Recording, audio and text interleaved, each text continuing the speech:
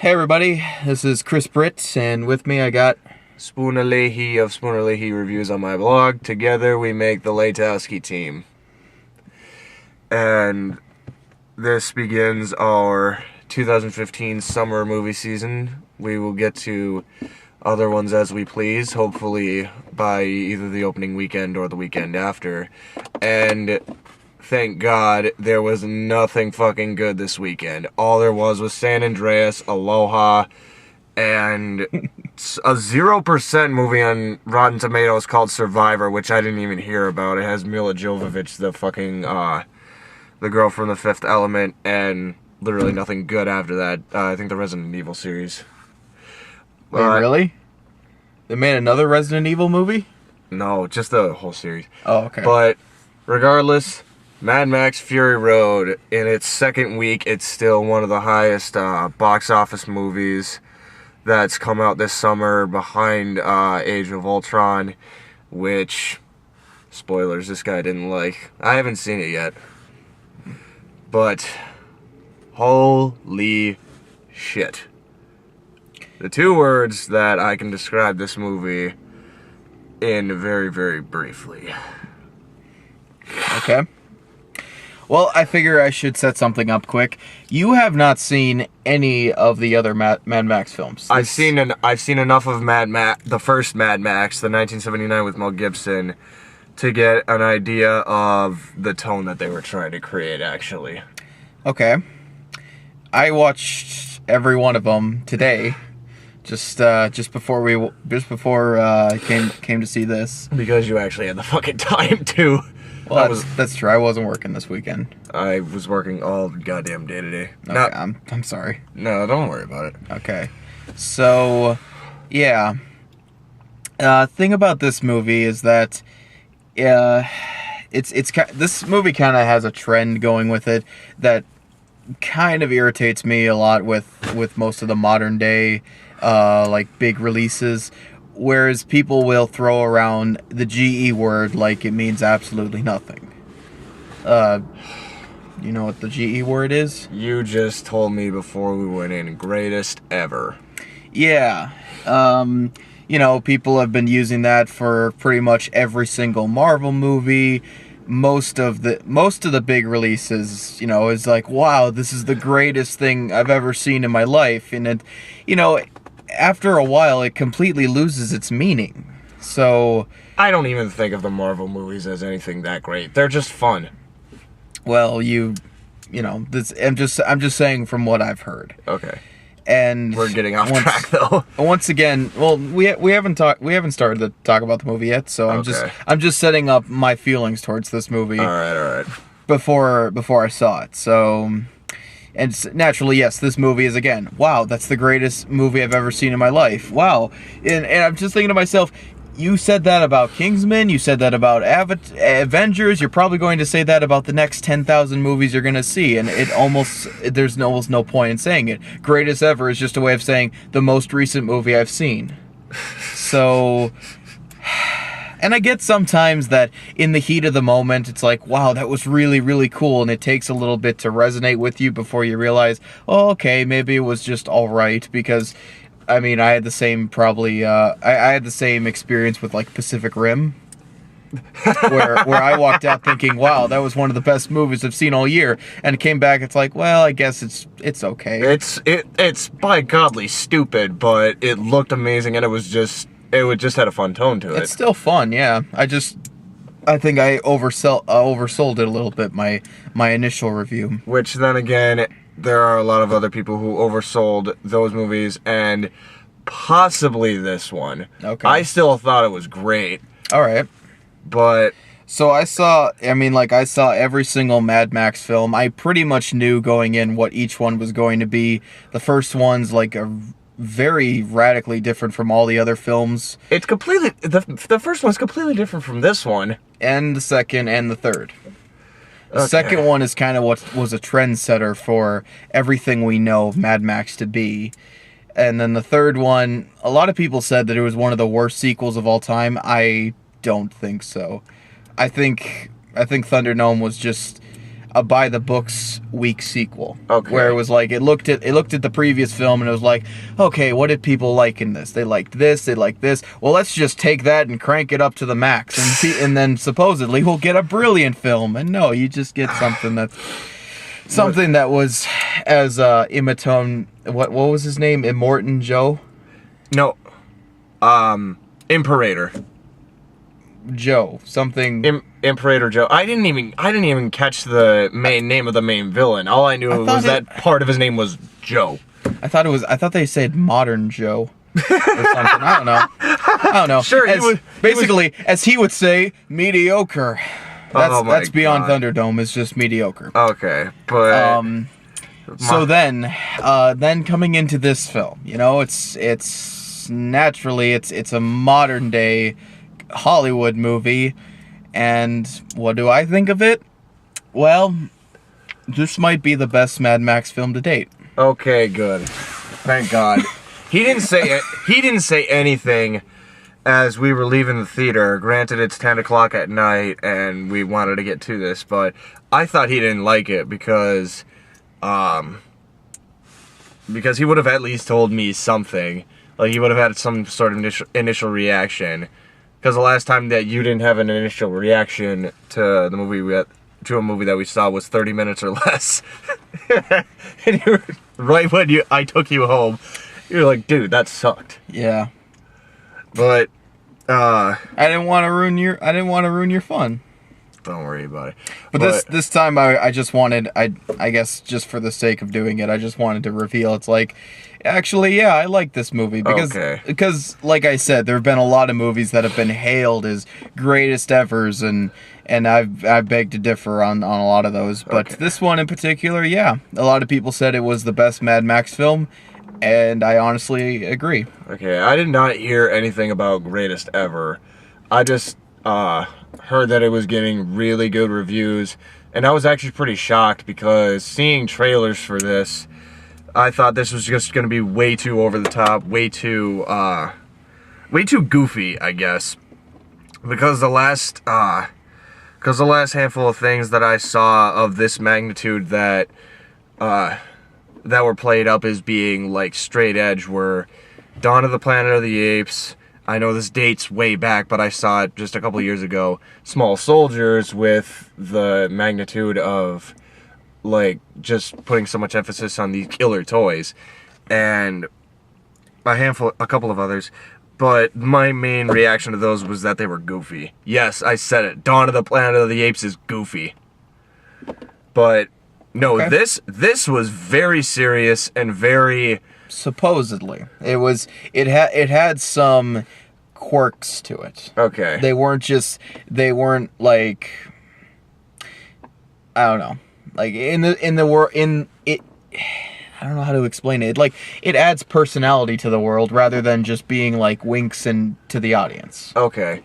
Yeah, because the thing that made me appreciate this more than Dawn last year was the atmosphere and the environment in this complements the amount of surreal construction of these cars, these death machines, even the look of the War Boys, which is so gritty and dark, that these war machines, even though they're very elaborate, they're still very intimidating and even frightening at some points.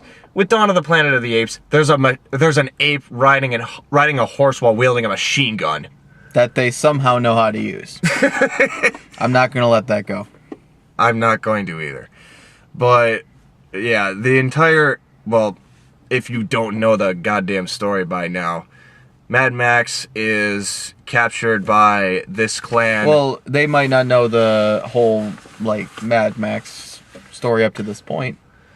Mad Max is a former cop who roamed the Australian desert to find and catch these criminals who killed his wife and kid. That's what happened in the first one. But that sent him on so much of a rage that he wanted... you describe Road Warrior. Road Warrior? You just described Road Warrior. I did? Yeah. You see, okay, this is what I mean when I say that Mad Max has very little to do with the franchise of Mad Max that we know it as it is now. Okay. The way Mad Max was, the majority of the movie is that it was a semi-dystopian future, not quite there yet. It took place in the 80s. Yep.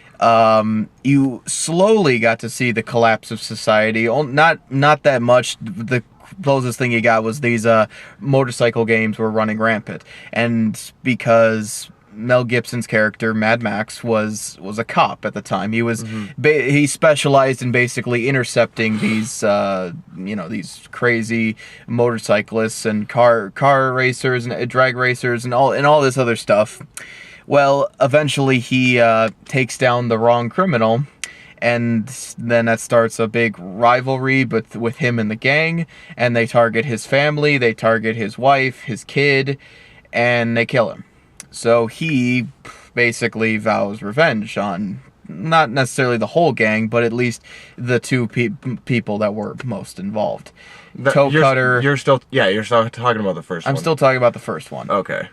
None of the revenge stuff happens in the second. Okay.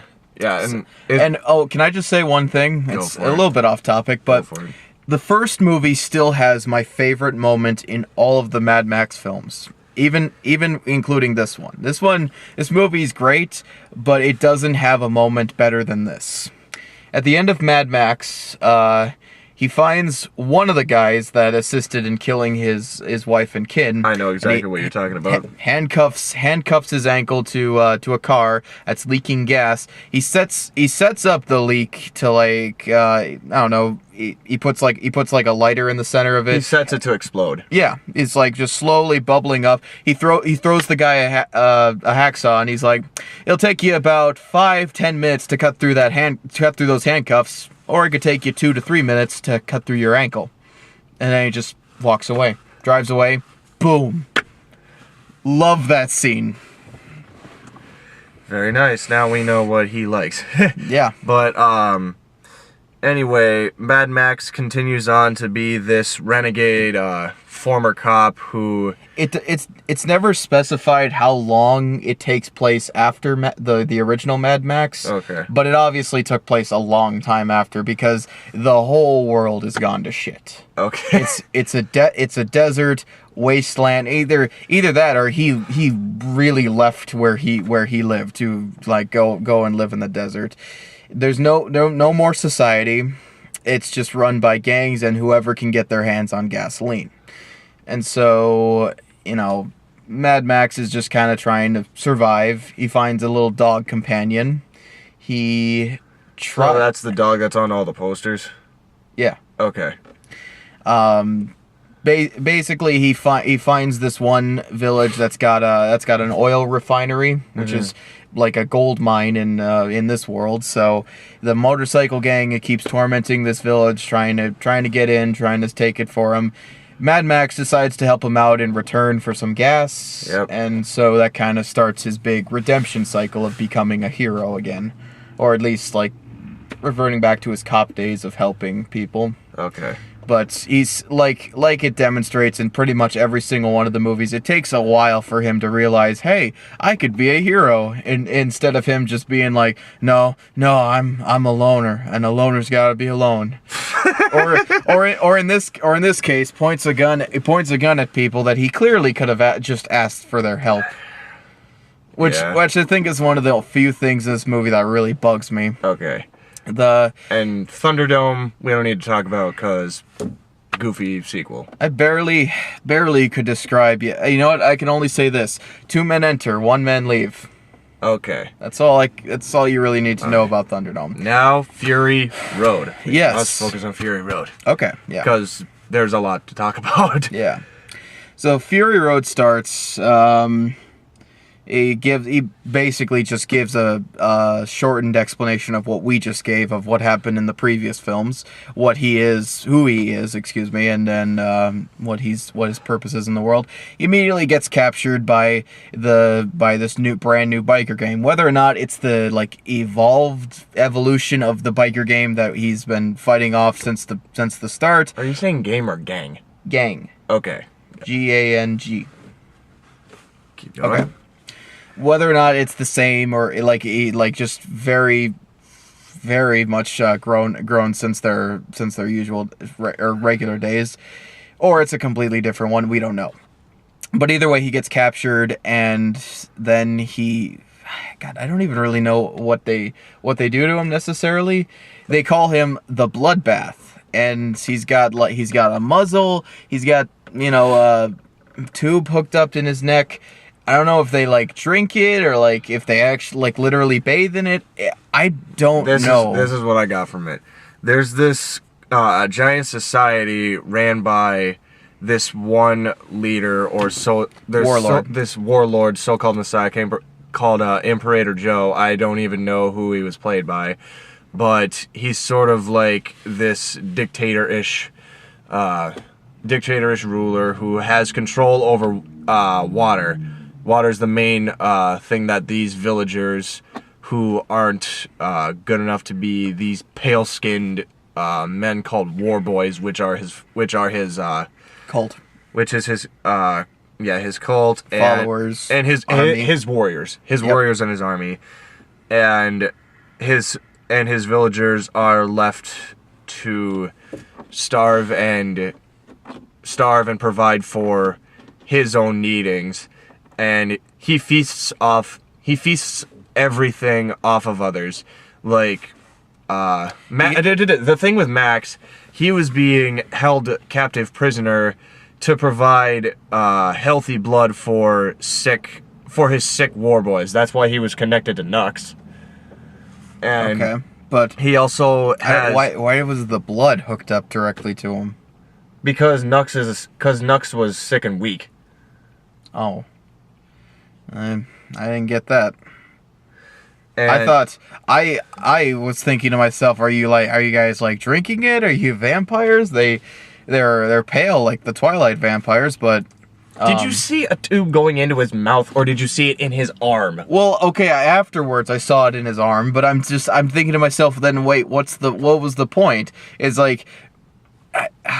God, I don't know. At this point, I'm just nitpicking because Yep. it's things that you don't quite understand, which does help. There's a lot of things in this movie that's not explicitly explained, which is one of the key ingredients to world building, which is something this movie does phenomenally well. Yep. And this guy Imperator Joe, he also his theme is feasting off of others, Off of women. Well, off of pretty much anybody, because Yeah. he uses these young women as his breeders, which will come into play later. He also uses these fat women as pretty much cows. Milk farms, yeah. Yep. Giant milk machines hooked up to their breasts and doing nothing but just taking their saturation away from them and trying to feed both him and I guess the villagers? I'm not for sure. A few of his followers, his closest followers, I think. Yep. But just overall, really bad, dictator-ish guy. Has a little bit of character, but overall is... He's mostly just there to be intimidating. Yep. And I can't really knock him for not having that much of a character because he is he is extremely intimidating. Yeah, and he doesn't really have that much depth, but then again, that's mostly saved for side characters, which I will go in a rant on in a minute. But the whole, the main key plot point is that Charlize Theron, also known as Imperator Furiosa, she takes this side expedition when they're out to go get a giant feeding of gasoline, and it's a plan for her and the rest of the breeders to escape from Imperator Joe's village, and there's an entire army that goes after him, and coincidentally, unfortunately, Mad Max is on one of the cars, and he escapes during it and joins this force first unwillingly. Oh my god, yeah. That was again, like I said earlier, that's one of my biggest gripes with this. The second he turns around and he just sees women that are like, just taking a shower essentially. It's, you think at that point it's like he could put the gun away and just say, "Hey, get these cuffs off me." No, he continues to hold them at gunpoint, all of them. And well, because he fears the unknown and that he might.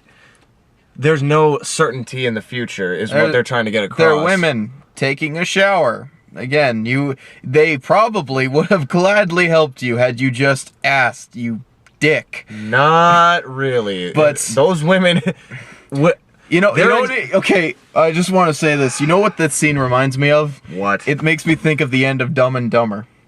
You know where they get driven up by a bus of models, swimsuit models, and like, "Hi, we need boys to oil us before every show," and they're like, "Oh, you're in luck. There's a town about half a mile up the road." Yeah, that's basically what it is. He gets approached by a bunch of women, and it's like, "Nope, I'm just gonna."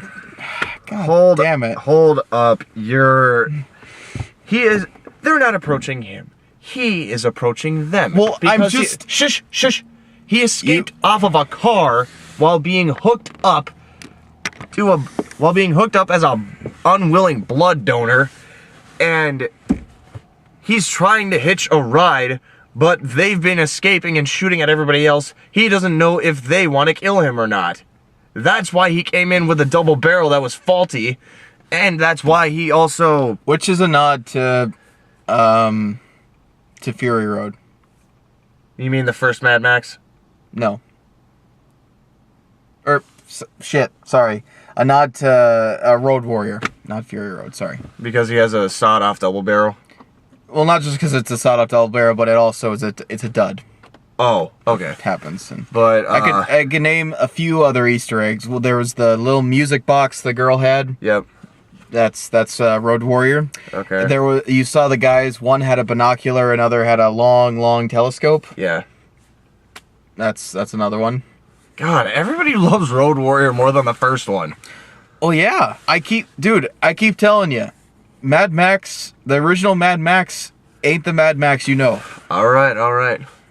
But essentially, the whole thing revolves around Max and Furiosa and these breeders to try and find a new safe haven and just survive. It's a really intense Smokey and the Bandit. Smokies and the Bandit. That's a way to think about it. Yeah. But first off, the main hero in this is George Miller, the director and writer. I think he's the Mad Max guy. He created the first two. Did he? Yeah, and okay. At least I'm pretty sure he is. Don't harass me if I'm wrong. All right. But his style and his direction propels this entire thing, and the way that he shoots this, and the way that just all the camera work is done, all the action sequences, it's not just quick cut Michael Bay crap. It's actually well thought through. They took their goddamn time with it, and it pays off. Yeah, everything about this movie is like exactly how action movies should be done. Mm-hmm. Rather than I guess that was one thing everybody was afraid of going into this, is that it's just going to be like a really shitty car chase action Michael Bay movie with the Mad Max name attached to it. Mm-hmm. It's kind of another, if you think about it, it's kind of another Dread situation. Oh, yeah. Where again, that was another movie that people thought, oh, look, another shitty action movie with a famous name attached to it. You know, the Judge Dredd series. And then it turned out to be really, really good. But then again, the first Judge Dredd was terrible, which didn't lead many people to think it was that good. Judge Dredd was not terrible. It got terrible reviews. I haven't seen it. I just saw a review of it. Screw the reviews. The Nostalgia Critic review. He gave it a positive. But anyway, yeah, I was afraid of Fury Road being just a complete dud, but no, there was actual effort. Yeah. There was complete effort with the creation of these elaborate cars, with the amount of shit that goes on. There is so much a lot of shit going on. Yeah, there's a lot of culture. There's a lot of personality. A lot of things that they just kind of drop on you and expect you to just kind of accept. And that's what's so good about this film, is that it's very adult and mature, and not in the way that it's like, oh, it's got tits and violence in it. I mean it's adult and mature in the way that it doesn't kind of ham fist anything. There's not one pair of naked tits. There is one ass though. There are tits in this movie. Yes, there are. Think back to the milk farm scene. They weren't like fully showing them. Yeah, they were. It was just the machines on them. There was one that didn't have one on. Huh. So you found it out, I didn't. You're the pervy one in this situation. Well, I can notice every detail on the screen, okay? But yeah, so that's the best thing about this movie. It's an action movie for adults, and not just in the sense I just described. It's well thought out. You mean pretty much it takes adults seriously, that we can. It treats you like somebody who has seen a movie before, and it treats you like somebody that could figure shit out.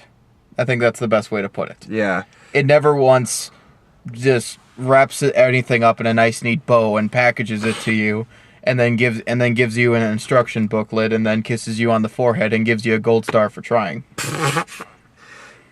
Nice description. Thank you. But yeah, the action, like technical wise, it's great as well. Oh yeah. I don't think too much of this was direct CG. I think they actually but I think the only thing that they might have CG'd were the storm bits. But I might honestly think that all the vehicles were practical effects. There were some distance shots that were clearly CG. Yes. At least that's what I noticed. But yep. Most of the close-ups anyway. Most of the the action-y stuff. At least where it counted, it wasn't CG. Okay. Yeah, and that also that shows a sign of effort too. Yeah. Not just going straight to CG and taking the easy way out. There's also a severe lack of explosions in this movie. When compared to just about any other action movie today, you could probably count the amount of explosions in this movie.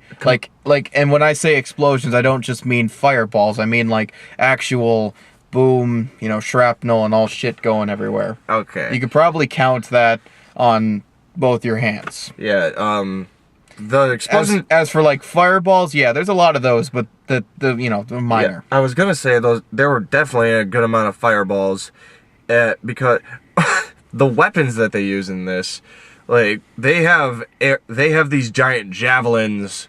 They have exploding javelins, pretty much. Exploding javelins. They have grenades. Again, it just comes down to a very well thought out system of taking down enemy vehicles, and it feels like, oh, that's culture, and God, I feel like I'm not explaining this too well.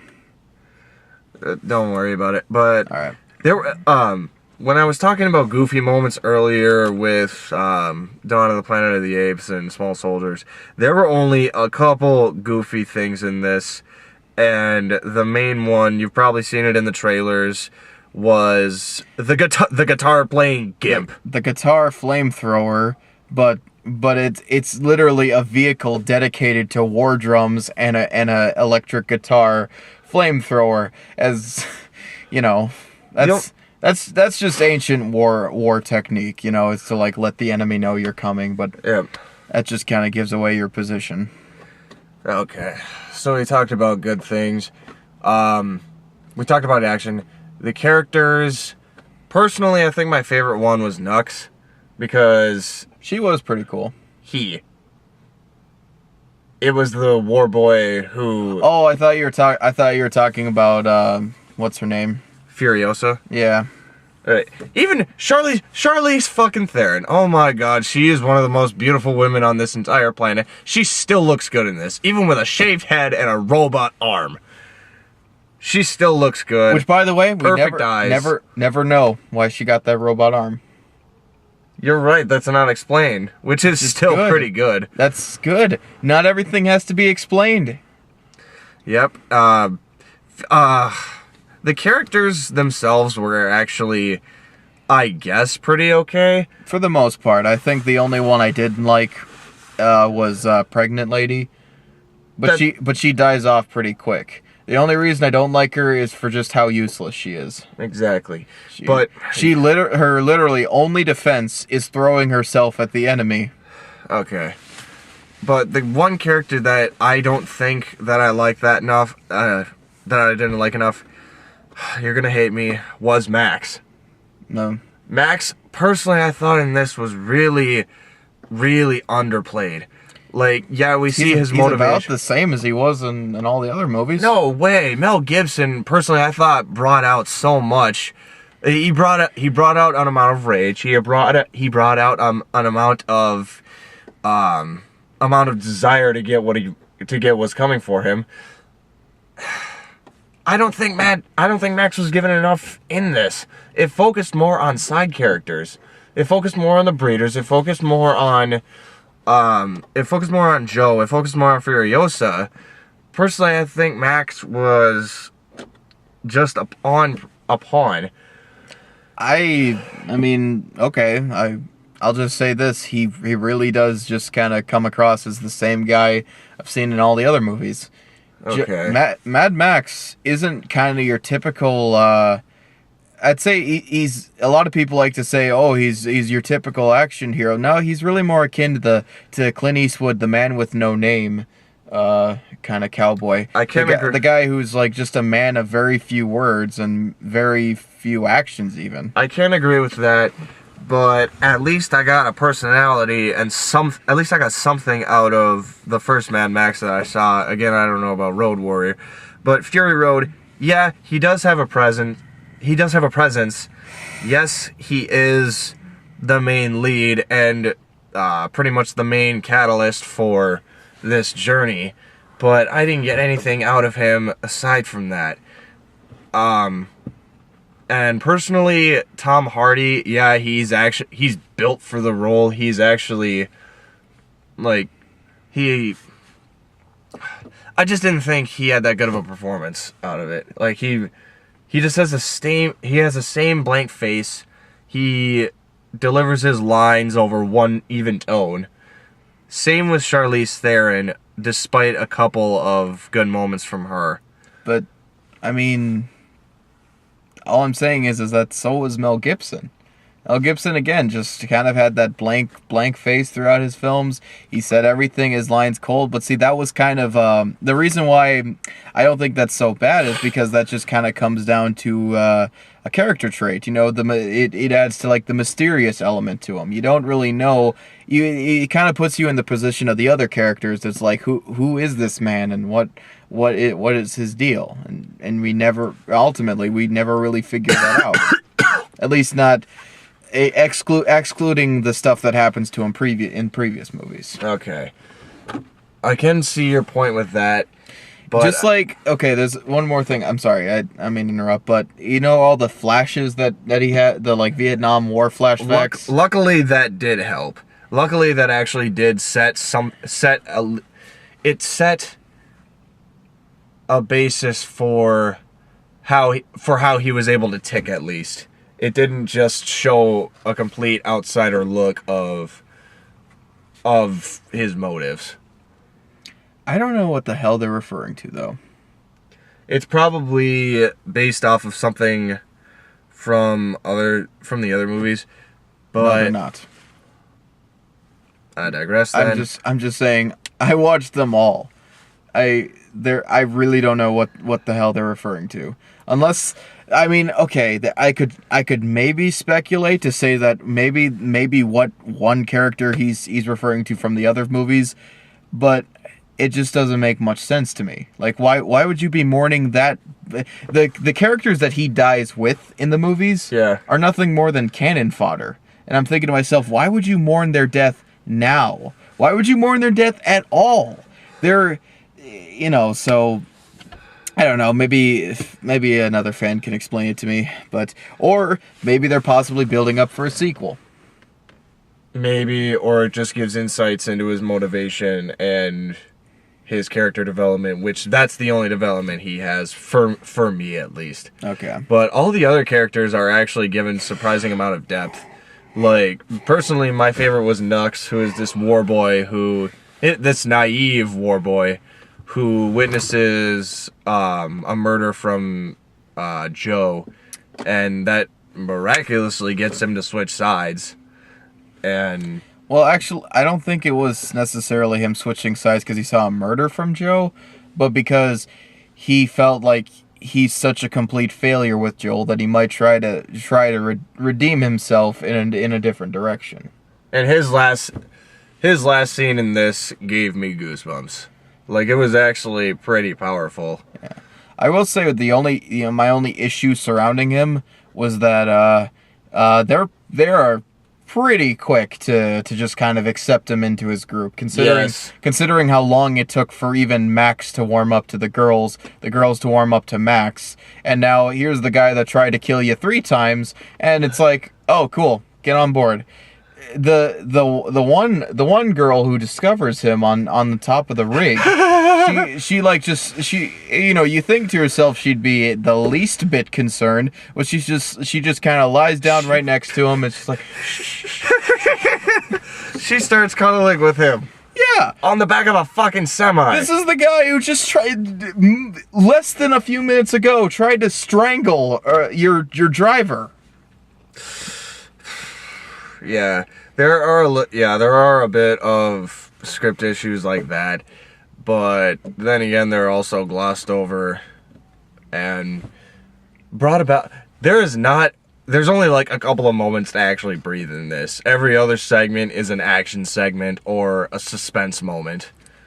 Which, to be not done in the same way of like, and to some people that might be a turnoff because Michael Bay has kind of the same style of like just constant action, and that gets kind of old, irritating, and loses its charm. But at least this propels the story. This one does it. All I can say is that it does not do it in the way of Michael Bay. It does it completely different. It does it competently. And it does it in such a way that actually kind of, builds on itself rather than just kind of, from a guy who thinks that if he stops the action, he loses your attention. So we've the child being played keys with in front of their face. Yeah. Yep. And then again, that goes back to the real hero, George Miller. Yeah. I'm gonna watch Dredd when I get home tonight. I'm gonna go to fucking sleep when I go home tonight because I have to wake up at 4:55 or 5 o'clock in the morning. Don't work at a golf course, people. Any other points? Well, I don't know. It's just a good movie. Oh yeah, very good movie. Luckily, the action is able to and even though Tom Hardy doesn't have that much character development, or Charlize Theron is base acting, they still make up for it by being great action stars in this. Like, their fighting styles are great. They're somewhat like, at least I want to say commendable heroes, at least. Oh yeah, definitely. Yeah, they're definitely worth watching for the action, and their acting, like, projecting isn't good, but just their presence is actually worth it. Yeah. They fit the roles well. It just the actual, like, projection of acting, personally, I didn't think was the best. Well, some people's excuses is that you don't go to these movies for the acting. I'd say no.